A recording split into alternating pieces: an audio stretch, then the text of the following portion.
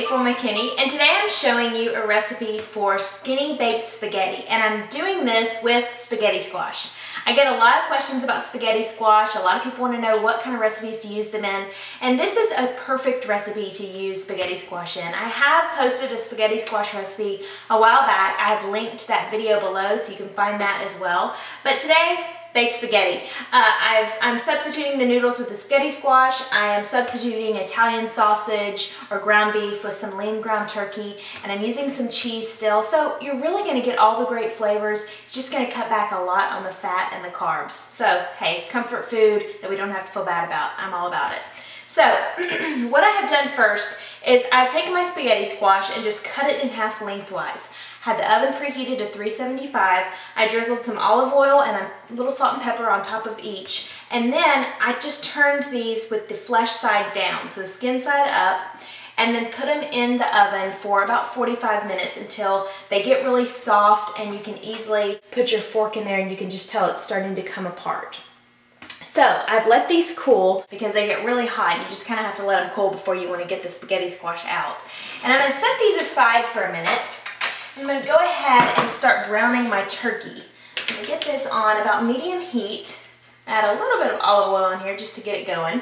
I'm of course using the lean ground turkey, so there's not a lot of fat that's in here. So just start breaking this up, and I'm just going to brown it. Should not take long at all. Okay, my turkey is totally cooked. So what I'm going to do is just put this on a plate lined with a paper towel. Let any of that extra fat just drain into the paper towel. Alright, now I'm getting to work on getting my squash out of the skin here. Now you can see I'm just raking this out with a fork. I think it's easiest to do it with a fork. Just rake it right against the skin of that and it will come right out. Alright, so all of my spaghetti squash is in. You can see it just from one spaghetti squash, there's quite a bit that's in here. And then I'm going to go ahead and add just some jarred marinara sauce. Okay? Probably, I would like to get about 1.5 cups to 2 cups. It depends on how big your spaghetti squash is. You don't quite need a full jar of it. Alright, so just begin to stir this around, get everything coated in that sauce. Yum, it smells good already. And that jarred sauce just makes it so easy. Okay, now let's go ahead and add our turkey back in here. Turkey. Just start stirring it around again. One thing to keep in mind whenever you are using a jarred tomato sauce like this, you want to find something that's low in sugar, because if you look at the back of the label on a lot of marinara sauces, they have a lot of sugar in them. Sometimes can even have up to 15 grams of sugar per half cup. And we really don't need that extra sugar, so there's no reason to buy a sauce that's got it in there when it tastes just as good without it.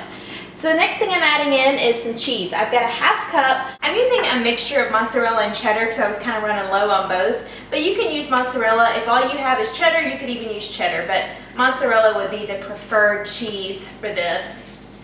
Okay.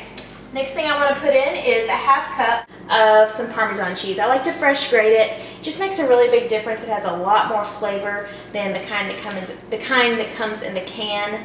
So if you can fresh grate it, that is fantastic.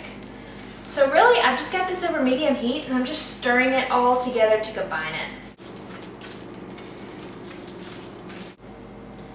I'm going to add an extra little pinch of salt and an extra pinch of pepper in here. And I'm going to turn my heat off and go ahead and add a little bit of fresh basil. And this is sort of my trick that I use. If I'm using a jarred sauce, I like to add some fresh basil because it just gives it that fresh flavor. It tastes more like you've made it from scratch. Plus you have that nice little green color in there. It's really pretty. Okay, add the last of my basil.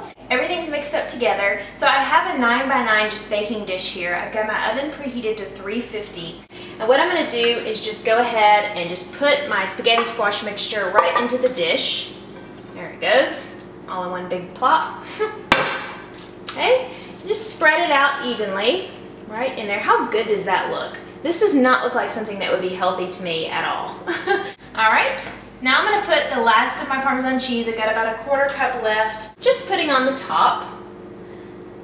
And that is it, y'all. That is how easy it is. It's a one-pot dinner here, and then it's gonna go in the oven for 25 minutes. Just let that cheese on the top melt. Everything's gonna come together, and I'll show you what that looks like when it comes out. Oh my goodness, I just pulled this out of the oven. How good does that look? It smells amazing in here, and I just can't wait to dig into this. It's gonna be so good. This is such a great dinner for people that are in a hurry. Like I said, you roast that spaghetti squash ahead of time, and this takes no time to prep, and just throw it in the oven for 25 minutes and dinner is ready. Serve this with a side salad, and you've got just a comforting meal that you can feel great about eating. So I hope you guys will give this one a try, and be sure to subscribe to my YouTube channel, and also go check out my website. It's aprilmckinney.com, and that's where I have all of my recipes. You'll find a ton of recipes and videos, all that are light and delicious. So thank you guys for watching,